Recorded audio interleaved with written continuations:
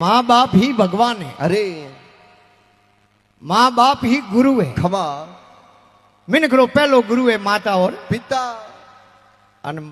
अगर माँ बाप रो कहनो नहीं करो ने अरे तो देवताई अपने मात्र राजी नहीं है। अरे देवताई के तू अटे क्यों है गोता खावे। खमा माँ बाप रो तू है हमें जाके कोनी नमस्कारी करे कोनी माँ बाप रो कहनो करे कोनी। अरे पछे देवता कदी राजी वे कोनी अन संत कदी राजी वे कोनी।